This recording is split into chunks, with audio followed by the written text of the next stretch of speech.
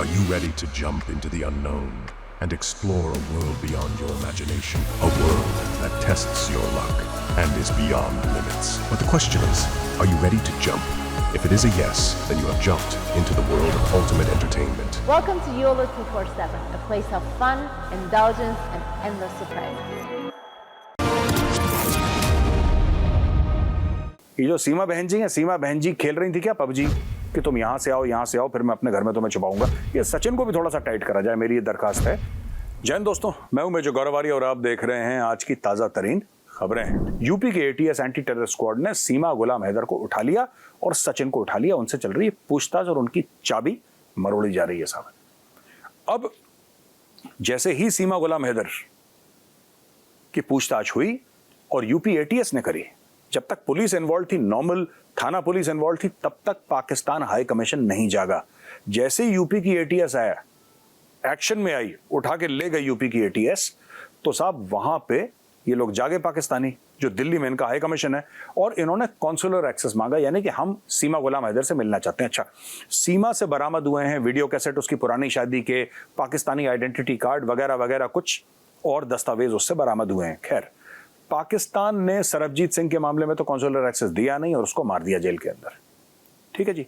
दूसरी चीज, पाकिस्तानियों ने 12 बार हमने रिक्वेस्ट करा पाकिस्तानियों से, 12 बार कि साहब हमारा जो बंदा है कुलभूषण जाधव, जिसको आप जासूस कह रहे हैं, जो जासूस है नहीं, आपने उसको ईरान से किडनैप करवाया है, क्योंकि बलूचिस्तान पाकिस्तान में भी ईरान में भी है।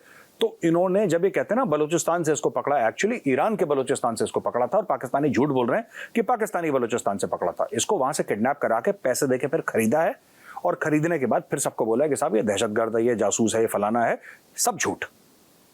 पर उससे मिलने के लिए, जबकि इंटरनेशनल कोर्ट ऑफ जस्टिस में केस चल रहा था, उससे मिलने के लिए पाकिस्तान ने भारत को बहुत ज्यादा दौड़ाया। मुझे ये नहीं पता कि भारत कॉन्सुलर एक्सेस देगा नहीं देगा सीमा का, लेकिन भारत को मेरे हिसाब से नहीं देना चाहिए।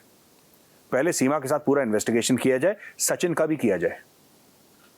इसके पहले एक लड़की आई थी इकरा, वो भी पाकिस्तान से आई थी।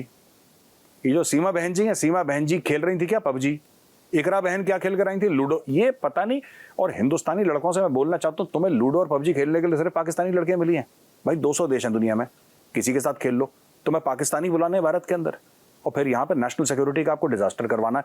ये सचिन को भी थोड़ा सा टाइट करा जाए, मेरी ये दरखास्त है यूपी एटीएस से। सचिन को भी टाइट करो कि तुम ही ने इसको दिमाग दिया कि तुम यहाँ से आओ फिर मैं अपने घर में तुम्हें छुपाऊंगा।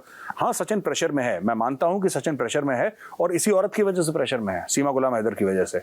लेकिन इसमें सचिन का भी हाथ है। बिना सचिन के सपोर्ट के ये उसके घर में आके रह रही है और सचिन के मुंह से गलती से निकल गया कि ये पाकिस्तानी है। अगर ऐसा था और वो एक्चुअली आई थी, तो सचिन को क्या जाके थाने में रिपोर्ट नहीं देनी चाहिए थी कि यहाँ पे पाकिस्तानी है? और उसने बुलाया क्यों? उसको तो डे 1 से पता था वो पाकिस्तानी है। रिपोर्ट तो बाद में देता हूँ खान, उसको डे 1 से पता था पाकिस्तानी है। तो यहाँ पे सचिन की भी गलती। सचिन के माँ बाप को मैं कुछ नहीं कह रहा, वो बुजुर्ग हैं, गाँव वालों को भी कुछ नहीं कह रहा, क्योंकि उनको तो पता ही नहीं था ये भाई साहब कौन सा कारनामा अंजाम दे रहे हैं। गाँव वालों को बिल्कुल नहीं पता था, और उसके माँ बाप को शायद नहीं पता हो, बुजुर्ग हैं, उनकी कोई गलती नहीं है। लेकिन सचिन से भी पूछताछ, तगड़ी पूछताछ करनी चाहिए। और सीमा गुलाम हैदर डेफिनेटली पाकिस्तानी है। जब सब कुछ पूछताछ कर लें तो इसको वापस भेजो। ये कॉन्सुलर एक्सेस पाकिस्तान को मांगने दीजिए, देखते हैं आगे आगे होता है क्या। अच्छा, दूसरी खबर दोस्तों बड़ी इंटरेस्टिंग है कि रूस ने भारत से रिक्वेस्ट करी है कि हमें ब्रह्मोस मिसाइल चाहिए। अब आप ब्रह्मोस का मतलब तो जानते ही हैं, ब्रह्मपुत्र और मॉस्कोवा रिवर को मिला के ये बनाया गया है नाम ब्रह्मोस।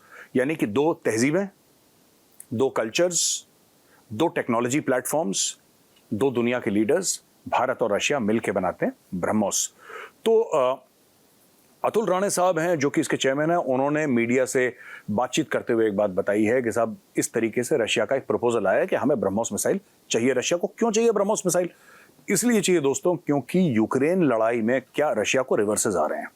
जब मैं रिवर्सेस कह रहा हूं, इसका मतलब ये नहीं कि यूक्रेनियन रशिया के अंदर घुस गए, नहीं, मैं वो नहीं कह रहा। मैं ये कह रहा हूं कि रूस को प्रॉब्लम इस तरीके से है कि भाई रूस इतनी बड़ी फौज, यूक्रेन इतनी छोटी फौज।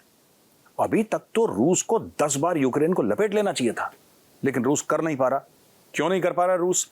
इसलिए नहीं कर पा रहा क्योंकि यूक्रेन को अथाह पैसे की मदद है वेस्ट से, नेटो कंट्रीज से, यूरोप और अमेरिका खासतौर से अथाह पैसे की मदद है, और लेटेस्ट वेपन्स। आप एरो मिसाइल्स ले लीजिए, सुना एरो भी दे दिया उनको, जेवलिन तो दे ही दिया था, और दुनिया भर की ऐसी मिसाइल्स जिससे रूस को बहुत नुकसान पहुंचा। अब रूस को चाहिए एक ऐसा हथियार, एक ऐसा रामबाण जो सब कुछ फिट कर दे। एक बार फायर करें तो मामला खत्म हो जाए। द फाइनल आर्ग्यूमेंट, जिसको फौज में कहते हैं ना, this weapon is the final argument, इसके बाद बहस बंद। एक बार बटन दबाया, बहस बंद। वो है ब्रह्मोस। लेकिन बात यह है दोस्तों, क्या भारत देगा BrahMos? Will India give BrahMos to the Russians? ये सोचने वाली बात है। मेरी अपनी जाती राय यह है कि भारत को इस वक्त, जो भारत का स्टैचर है, भारत को एक काम करना चाहिए, यूक्रेन और रशिया दोनों को बैठा के, जैसे मोदी जी ने बोला था ना, this is not an era of war, this is an era of peace. ये वो युग नहीं है जहां पे लड़ाइयां एक दूसरे की गर्दनें काटे। नो, दोनों को, भारत को इतिहास तब याद करेगा जब भारत इसमें अमन और शांति लेकर आएगा। और 97 ड्रोन भारत खरीदेगा 10,000 करोड़ रुपए की लागत से।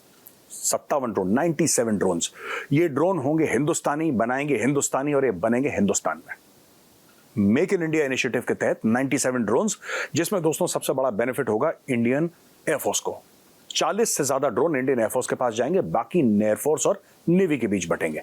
अच्छा, ये ड्रोन्स क्या हैं? ये जो ड्रोन्स हैं दोस्तों, ये मिसाइल फायर नहीं करेंगे, ज्यादातर सर्विलेंस के लिए हैं। Line of actual control, line of control, यानी पाकिस्तान और चाइना के जो हमारे डिफैक्टो बॉर्डर्स हैं उनके पास, सो कॉल्ड डिफैक्टो बॉर्डर्स, उनके आसपास ये लोग सर्विलेंस करेंगे और इसका काम वहां पे होगा।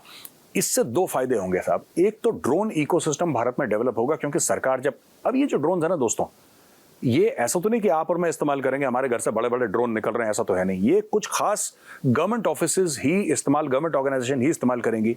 आर्मी, नेवी, एयरफोर्स, मुझे लगता है कोस्ट गार्ड की बड़ी मदद होगी इन ड्रोन से। मुझे लगता है border security force, BSF, ITBP की बहुत मदद होगी इन ड्रोन से। तो इनसे बहुत फायदा होगा। जहां पे एक्सटेंसिव किस्म का एग्रीकल्चर है, वहां पे भी फायदा हो सकता है अब्रॉड। तो यानी कि भारत का ड्रोन इकोसिस्टम बिल्डअप होगा।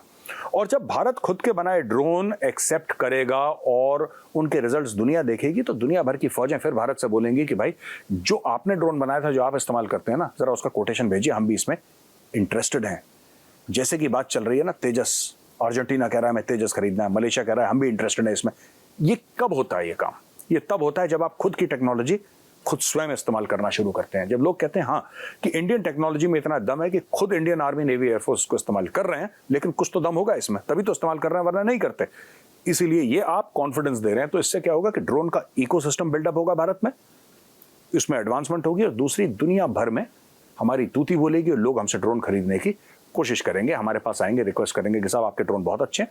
एक बात ध्यान रखिएगा, मैं फिर से बता रहा हूं, ये उन ड्रोन से अलग हैं जो हमने 31 जो है अमेरिका से खरीदने की हमने पेशकश रखी है। वो आर्म्ड ड्रोन्स हैं, वो प्रेडेटर ड्रोन्स हैं, उसमें हेलफायर मिसाइल्स लगी हैं, वो हवा से मिसाइल फायर कर सकते हैं और टारगेट को बर्बाद कर सकते हैं। ये जो ड्रोन हैं, इनमें मिसाइल्स नहीं लगी, ये सर्वेलेंस के लिए हैं ज्यादातर, ये रिकॉनेसेंस के लिए हैं ज्यादातर। यानी कि आप अगर लाइन ऑफ एक्चुअल कंट्रोल या लाइन ऑफ कंट्रोल पे इनको उड़ाएंगे तो ये पूरा आपको खबर देंगे कि चाइनीज क्या कर रहे हैं, पाकिस्तानी क्या कर रहे हैं, आपके दुश्मन क्या कर रहे हैं।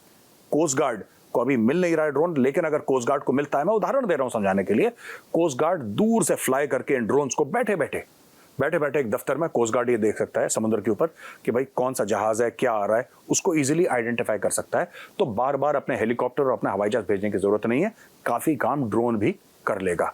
तो मुझे लगता है ड्रोन के इकोसिस्टम जो भारत में है उसको डेवलप करने में बहुत बड़ा किरदार निभाएगा। ये 10,000 करोड़ का ड्रोन का ऑर्डर है दोस्तों, 97 ड्रोन्स, जिसमें 40 जाएंगे इंडियन एयर फोर्स को और बाकी जाएंगे इंडियन नेवी और इंडियन आर्मी को। अच्छा, पाकिस्तान के जो फॉर्मर टेक्नोलॉजी मिनिस्टर हैं फवाद चौधरी साहब, उन्होंने फिर से एक भंड मार दिया। भंड क्या मारा? उन्होंने बोला यार ये पापड़ क्यों बेलने की जरूरत है भारत की तरह, चंद्रयान 3 भेज रहा है ऊपर करोड़ों रुपए खर्च करके, क्या फायदा है इसका? हमें देखो पाकिस्तानियों को, हमें जमीन पे बैठे बैठे चांद दिख जाता है, दुनिया में और किसी को चांद नहीं दिखता जमीन पे खड़े हो। आप इंडियन हैं, अमेरिकन हैं, चाइनीज हैं, आपको चांद नहीं दिखेगा। ये खास फैसिलिटी सिर्फ पाकिस्तानियों को मुहैया करेगी, ये वही जमीन पे बैठ के चांद देखते हैं। तो यानी कि इंडिया का लूनर मिशन जो है ये बिल्कुल बेकार है, चंद्रयान 1, 2, 3 बिल्कुल बेकार हैं। भारत को स्पेस में कुछ भेजना नहीं चाहिए, कोई रॉकेट, कोई सैटेलाइट नहीं भेजनी। पाकिस्तानियों की तरह रहो यार, ऐश से रहो, अपने छत पे बैठो, चाय पियो, चांद को देखो, कहानी खत्म हो गई। यही पाकिस्तानियों का चंद्रयान है, सस्ता, सुंदर और टिकाऊ। तो वीडियो देखने के लिए बहुत बहुत धन्यवाद दोस्तों। अगर वीडियो पसंद आए तो लाइक का बटन जरूर दबाइएगा एक बार। मैं कल फिर मिलूंगा एक नए वीडियो के साथ, तब तक के लिए जय हिंद।